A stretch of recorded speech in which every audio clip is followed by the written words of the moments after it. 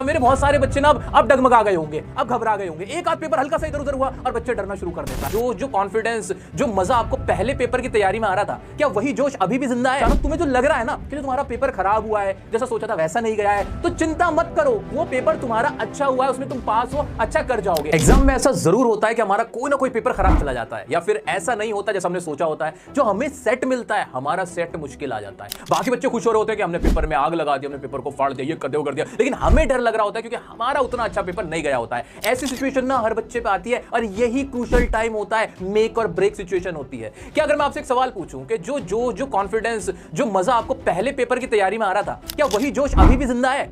कहीं ना कहीं आपके अंदर ना जो पहले पेपर जितने आपके हो चुके, 2 पेपर 3 पेपर हो चुके, उनकी जो कड़वी यादें, उनका जो गोस्ट है वो आपको परेशान कर रहा है ना। मन में है कि यार उस पेपर में गलती कर दी, वो पेपर खराब हो गया, वो पेपर अच्छा नहीं गया, जैसा सोचा था वैसा नहीं गया, और इस वजह से जो अगला पेपर है उस पर फोकस नहीं कर पा रहे। ऊपर से जो हमारे आसपास के यार दोस्त होते हैं वो हमें कहते रहते हैं, अरे वो क्वेश्चन किया था तूने, मेरा तो बहुत सही आंसर था, और ये हम सोचते रहते हैं यार उसने तो सही कर दिया था, हमने गलत कर दिया। रही कई कसर जो हमारे टीचर्स होते हैं वो पूरी कर देते हैं। पेपर को करने के बाद उसके आंसर की बताने लगते हैं और हम वो देखने बैठ जाते हैं, जबकि अब उस पेपर का क्या मचाल डालेंगे, अब तो हमारे किसी काम का ही नहीं रहा। जो आप लिख के आ गए वही खत्म है, फाइनल हो चुका है, अब उसके ऊपर रोने का कोई फायदा नहीं है। अब जो आपकी असली लड़ाई होती है ना, वो होती है मन और माइंड की लड़ाई। दोस्तों अब मैं आपको अभी जगाने आया हूं, तुम लोगों को मैं जगाने का काम करने आया हूं, उठाने के लिए आया हूं। जागते रहो, डरना नहीं है, हिम्मत नहीं हारनी।